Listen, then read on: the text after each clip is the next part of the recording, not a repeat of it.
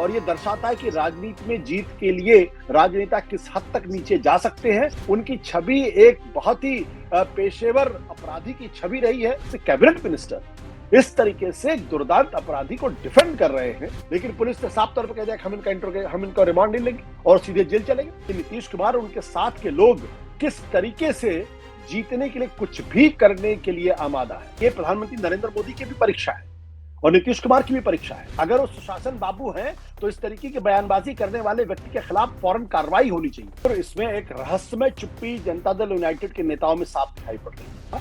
ये तो पूरी तरीके से अमित शाह और भारतीय जनता पार्टी की लाइन को टो करना है। तुम्हें ललन सिंह को अब ये समझ में आ गया है कि नीतीश के साथ उनको ज्यादा दिन रहना उचित नहीं होगा। कहीं चुनाव के बाद कोई बड़ा खेल जनता दल यूनाइटेड में तो नहीं होने वाला है। तो फिर भारतीय जनता पार्टी, जनता दल यूनाइटेड और आरजेडी के बीच में कुछ भी हो सकता है।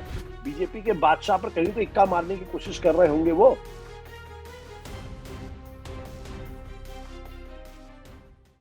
क्या बिहार की सियासत में नीतीश कुमार का ताज खतरे में है? और क्या ललन सिंह जैसे दोहरी भूमिका वाले नेता जेडीयू को अंदर से ही तोड़ने की साजिश रच रहे हैं?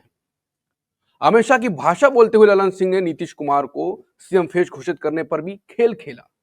ललन सिंह ने भी कहा कि विधायक चुनेंगे मुख्यमंत्री, हम नीतीश के नेतृत्व में लड़ रहे हैं। याद रहे ये बयान नीतीश के करीबी ललन सिंह का है। फिर आपको ये लगे कि अमित शाह की भाषा है, ये अमित शाह की भाषा ललन सिंह ने बोली है।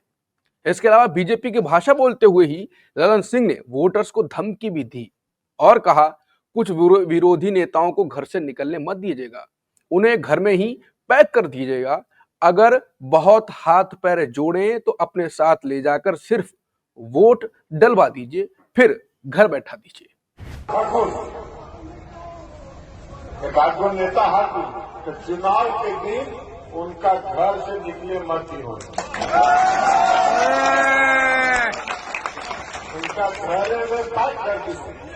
आप बहुत अगर हाथ जोड़ तो कही हो कि तू चला हमनी के साथ अपन वोट गिरावा और आके घर में जिंदाबाद। इसलिए आज से सब लोग कमान संभाल लें और कमान संभाल के चुनाव में अब समय नहीं। विपक्ष चिल्ला रहा है चुनाव आयोग जागो, गरीब वोटर्स को घर में कैद करने की बात कर रहे हैं। चुनाव आयोग की छाती पर बुलडोजर चढ़ाते हुए कह रहे हैं कि गरीबों को वोटिंग के दिन घर से निकलने नहीं देना है। तो अब सवाल है कि क्या ललन सिंह जेडीयू में बीजेपी के स्लीपर सेल वाला काम कर रहे हैं, और अगर हां तो क्या वो चुनाव बाद जेडीयू को तोड़ेंगे और नीतीश को गायब कर देंगे? अगर नीतीश ने कुछ किया तो क्या ये कह सकते हैं कि बीजेपी ने नीतीश के लिए पहले से ही पूरी फील्डिंग तैयार कर रखी है, लगा दी है? वहीं दूसरी ओर तेजस्वी यादव ने कुछ नए वादे कर महिलाओं और किसानों को भी अलग से साधा है। इससे पहले वो युवाओं की बात तो करते ही रहे हैं। अब तेजस्वी ने कहा है कि उनकी सरकार बनी तो किसानों और महिलाओं के लिए कई नई योजनाएं शुरू की जाएंगी। धान पर एमएसपी के ऊपर 300 रुपए और गेहूं पर 400 रुपए बोनस देंगे। किसानों को सिंचाई के लिए मुफ्त बिजली मिलेगी और माई बहन मान योजना के तहत 14 जनवरी यानी मकर संक्रांति को महिलाओं के खाते में पूरे साल के लिए 30,000 रुपए जमा कर दिए जाएंगे। इसको नीतीश की महिला रोजगार योजना यानी 10,000 रुपए का सीधा जवाब बताया जा रहा है, जबकि जीविका दीदियों सहित बाकी वादे घोषणा पत्र में हो ही चुके हैं। और इसके साथ ही तेजस्वी ने कहा कि वो 18 नवंबर को शपथ लेने जा रहे हैं। तो ध्यान देने वाली बात यह है कि एनडीए जहां सीएम फेज को लेकर उलझा हुआ है, नीतीश को खत्म करने की योजना की चर्चा हो रही है और तेजस्वी शपथ लेने की बात कह रहे हैं। कहा तो यह भी जा रहा है कि नीतीश के वोटर्स बीजेपी और चिराग को गच्चा देंगे। तो सवाल यही है कि अगर नीतीश ने चुनाव बाद भी गच्चा देने की सोची तो ललन सिंह क्या जेडीयू को तोड़ेंगे? और क्यों तेजस्वी यादव नीतीश कुमार पर सीधा हमला नहीं बोल रहे हैं? क्या आरजेडी के दरवाजे नीतीश के लिए खुले हुए हैं? तो चलिए आज हम बात करना शुरू करते हैं बिहार चुनाव की सबसे गर्म जंग की। ललन सिंह का बीजेपी वाला रंग, जेडीयू में स्लीपर सेल वाला शक, तेजस्वी के धमाकेदार वादे और नीतीश पर तेजस्वी के साइलेंट अटैक की। नमस्कार, मैं हूं अंकुर और आप देख रहे हैं सत्यंदी का खास शो आशुतोष की पैनी नजर, जहां आशुतोष की खबर लेकर असली खबर बताते हैं। आशुतोष सर, ललन सिंह की जी भाषा पर आप क्या कहेंगे? देखिए, पहली बात तो ये कि ललन सिंह ने जिस तरीके से मोकामा में जाकर उन्होंने अनंत सिंह को डिफेंड करने की कोशिश की, वो अपने आप में बहुत ही बेशर्मी हम्म। भरा बयान है, बहुत ही निर्लज्ज बयान है। और ये दर्शाता है कि राजनीति में जीत के लिए राजनेता किस हद तक नीचे जा सकते हैं और किस हद तक वो अपने मूल्यों का पतन कर सकते हैं। मैंने तो कम से कम ये नहीं सोचा था कि नीतीश कुमार के बेहद करीबी माने जाने वाले ललन सिंह, जो इस वक्त केंद्र में कैबिनेट मिनिस्टर है, वो इस तरीके से एक दुर्दांत अपराधी जिसके ऊपर हम्म। कत्ल के आरोप हैं, उनको इस तरीके से जाके डिफेंड करेंगे और इस हम्म। तरीके से उनके बारे में कहेंगे जैसे कि अनंत सिंह कोई क्रिमिनल ना होकर, कोई अपराधी ना होकर, बल्कि हम्म। वो एक देवता है और उनकी पूजा की जानी चाहिए। वो अनंत बाबू आपको याद होगा कि बहुत साल पहले जब दिग्विजय सिंह ने ओसामा को ओसामा जी करके उनको संबोधित किया था, तो भारतीय जनता पार्टी ने उस शब्द को लपक लिया था और किस तरीके से उसको लेकर दिग्विजय सिंह की छवि खराब करने की कोशिश की गई थी। आज ललन सिंह अनंत सिंह को अनंत बाबू और एक बेहद ही सम्मानित व्यक्ति के तौर पर उनको पेश करने की कोशिश कर रहे हैं, जबकि पूरा बिहार इस बात को जानता है, लगभग पूरा देश इस बात को जानता है कि अनंत सिंह कौन शख्स है, किस तरीके की उनकी छवि रही है, कितनी बार वो जेल जा चुके हैं और कम से कम 50 से ज्यादा क्रिमिनल केसेस उनके ऊपर लग चुके हैं। उनकी छवि एक बहुत ही पेशेवर अपराधी की छवि रही है। वो कन्विक्ट हो चुके थे। उसके बावजूद और हाल तो हाल में जब खुद बिहार की पुलिस अपने एफआईआर में ये साफ तौर पर कहती है कि दुलार चंद की हत्या के लिए जो गोली चलाई गई, वो गोली अनंत सिंह ने चलाई। उसके बाद ललन सिंह इस तरीके से उनको डिफेंड कर रहे हैं और कह रहे हैं साजिशन किया जा रहा है। यहां तक कह रहे हैं कि ललन सिंह अनंत बाबू के बाबे अनंत सिंह के बारे में कह रहे हैं कि भाई इनको तो हर आदमी इस कॉन्स्टिट्यूएंसी का वो अनंत सिंह बन जाए, यानी हर आदमी उस कॉन्स्टिट्यूएंसी का एक अपराधी बन जाए, एक बाहुबली बन जाए, ये वो कह रहे हैं। हम्म। ऐसे में ये वाकई में बहुत तकलीफदेह स्थिति है। अगर ये बात कोई सड़क छाप कोई नेता कह रहा होता तो हम उसकी बात को समझ जाते। इस तरीके के बहुत सारे सड़क छाप नेता है जो जो तमाम तरीके की उल्टी पुल्टी बातें करते रहे, लेकिन एक केंद्र के अंदर मंत्री और नीतीश कुमार के बेहद करीबी माने जाने वाले शख्स, कैबिनेट मिनिस्टर, इस तरीके से एक दुर्दांत अपराधी को डिफेंड कर रहे हैं और कह रहे हैं कि जो कुछ हुआ साजिशन हुआ है। और चूंकि वो नीतीश कुमार के सुशासन का सम्मान करना चाहते हैं, इसलिए उन्होंने अपने आप को कानून के सामने हवाले कर दिया। आप जस्ट सोचिए इस बयान का अर्थ क्या है। अगर कल कोई बच्चा 500 रुपए चोरी करता हुआ पकड़ा जाए या 500 रुपए की चोरी करे, तो पुलिस क्या करती है? पुलिस बहुत बेरहमी के साथ उसको पकड़ती है, पकड़ने के बाद थाने में उसको उल्टा लटकाती है और उसके बाद उसकी जम के पिटाई होती है। ये 500 रुपए, और हो सकता है वो बेचारा गरीब लड़का भूखा रहा हो, उसकी माँ बीमार रही हो और उसको मजबूरी में ये काम करना पड़ा हो, तो उसकी सजा ये मिलती है। लेकिन एक दुर्दांत अपराधी जिसकी छवि एक दुर्दांत अपराधी की है और जिसके ऊपर कत्ल के गंभीर आरोप लगे हैं, वहां की अपनी पुलिस उसके बारे में इस तरीके की बातें कर रही है, एफआईआर में बाकायदा दर्ज है सब सारी चीजें। उसके बाद वो उसको सम्मानित भाषा में इस्तेमाल कर रहे हैं और कह रहे हैं कि उसने बड़ा एहसान कर दिया, एज इफ अनंत सिंह ने कोई एहसान किया है। और पुलिस क्या कर रही है? पुलिस जो है वो उनकी रिमांड नहीं ले रही है। कायदे से अनंत सिंह की रिमांड ली जानी चाहिए। उनके उन जो जो जिस तमंचे का उन्होंने इस्तेमाल किया है, जैसा पुलिस अपने एफआईआर में कह रही है, उसको बरामदगी की कोशिश करनी चाहिए, उनका इंट्रोगेशन होना चाहिए, उनसे पूछताछ होनी चाहिए।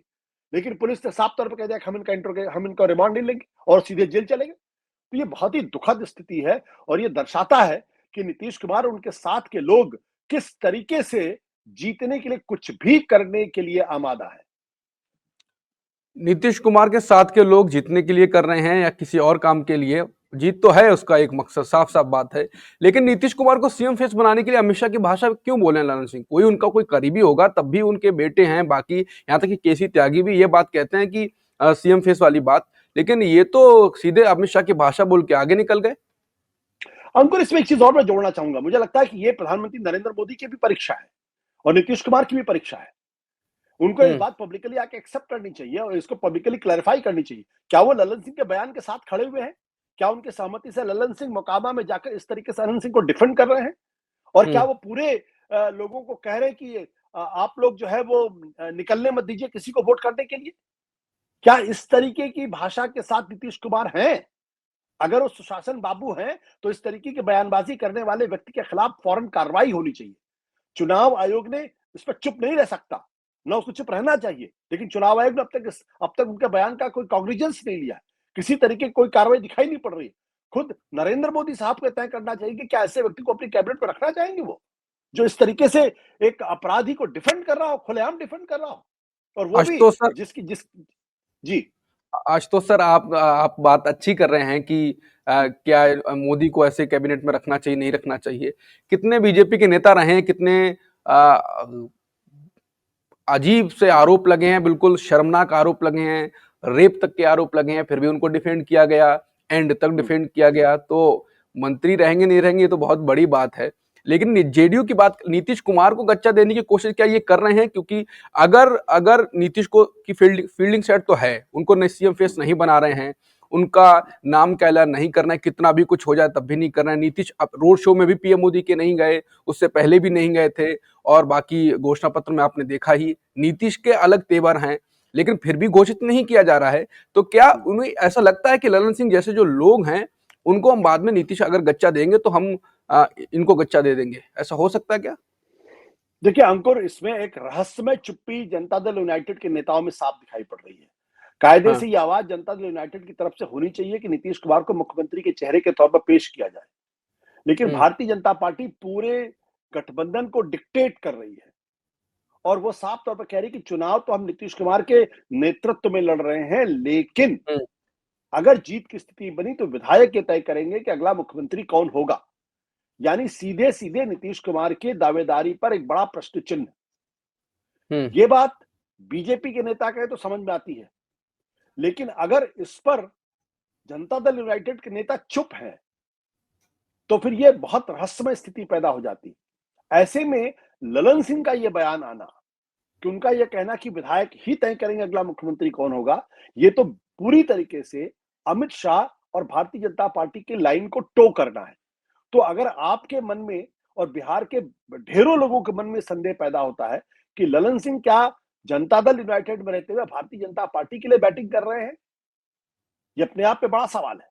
और कई चुनाव के बाद कुछ बड़ा खेल तो उनके नेतृत्व में नहीं होगा, क्योंकि आपको अच्छी तरीके से याद होगा कि संसद में ललन सिंह जब भाषण देने के लिए उतरे थे तो उनकी जो भाषा थी वो भाषा भारतीय जनता पार्टी के नेता की भाषा थी।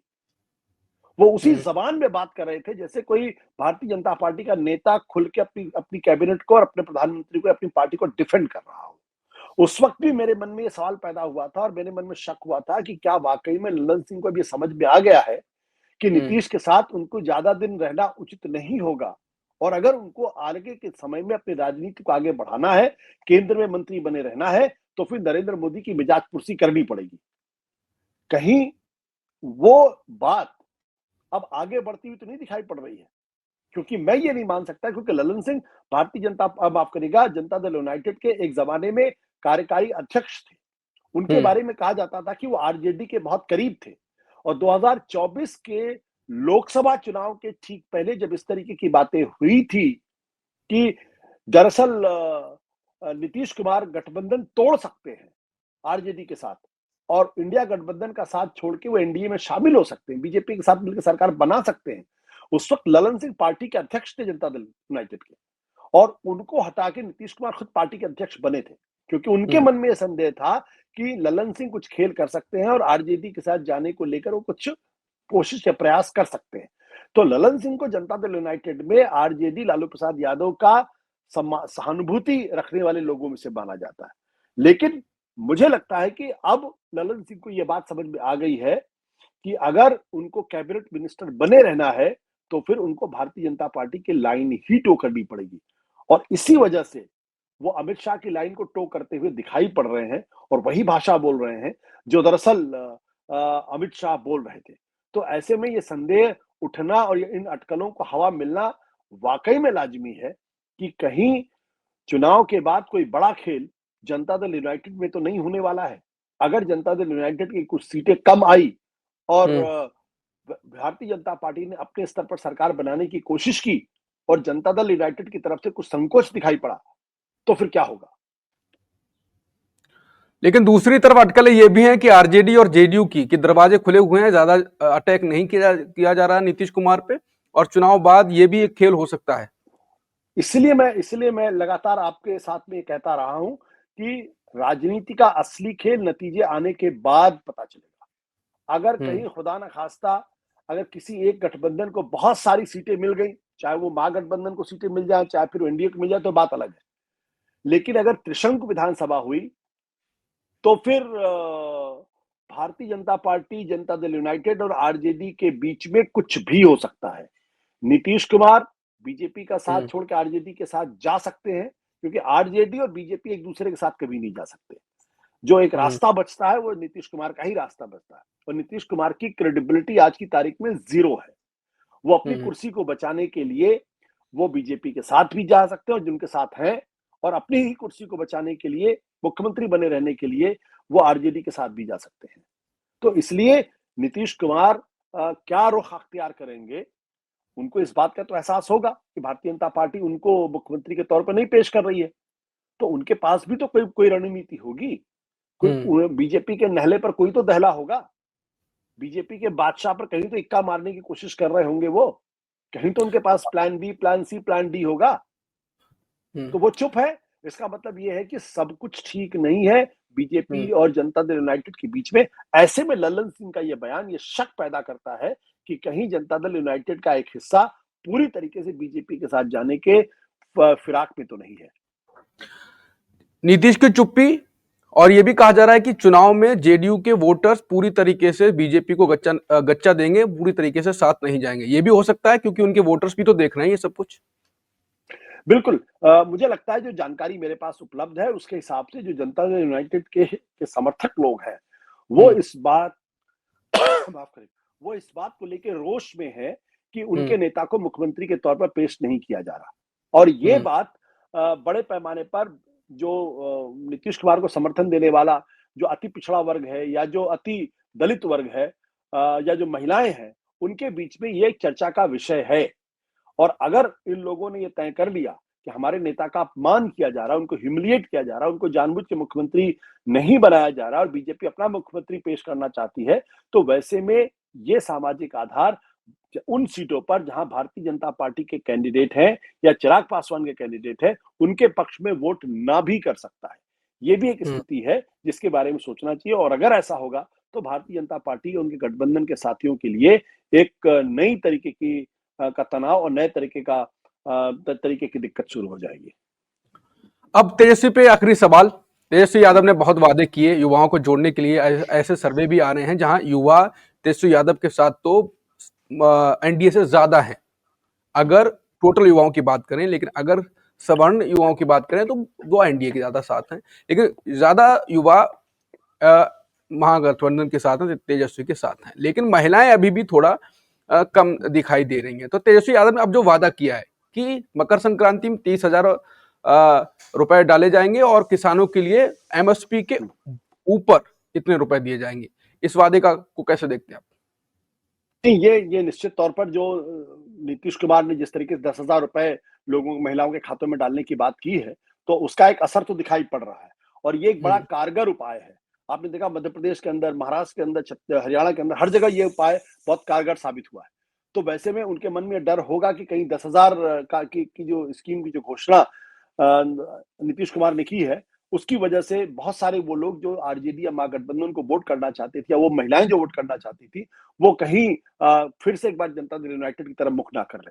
तो ये उसको एक तरीके से रोकने की कोशिश है, काउंटर मूव है उस लिहाज से। क्योंकि आपको याद होगा कि पिछले दिनों एक जनता महागठबंधन की तरफ से बाकायदा एक मैनिफेस्टो जारी किया गया था। तो उस मैनिफेस्टो जारी करने के बाद ये बात कहने की जरूरत क्यों पड़ रही है? इसका मतलब कहीं ना कहीं रीथिंकिंग है और उनको लग रहा है कि महिलाओं को जिस तरीके से वोट मिलना चाहिए तो उस तरीके से महागठबंधन को वोट नहीं मिल रहा है, तो उसको न्यूट्रलाइज करने के लिए ये चाल चली गई होगी। बिल्कुल, तो न्यूट्रलाइज करने के लिए रीथिंकिंग के बाद ये नई चाल भी तेजस्वी यादव के सामने आई है। लेकिन अभी तक तेजस्वी यादव ज्यादा भारी नजर आ रहे हैं। सर्वे में भी तेजस्वी हमें शुरू से ऊपर रहे सीएम पद के उम्मीदवार के तौर पर भी, और महागठबंधन में भी अब ज्यादा बड़ा दिखाई दे रही है। लेकिन और एनडीए में फूट और नीतीश कुमार के साथ खेल, और वही है कि अभी जो समीकरण तो ये है लेकिन समीकरण के पीछे कोई और समीकरण काम कर रहा हो तो उसका कह नहीं सकते। कुल मिलाकर बिहार में अभी यही माहौल है जो अभी आशुतोष जी ने बताया। अगला कुछ और होगा, आगे कुछ बदलेगा तो भी आपके सामने लाते रहेंगे। तब तक के लिए नमस्कार।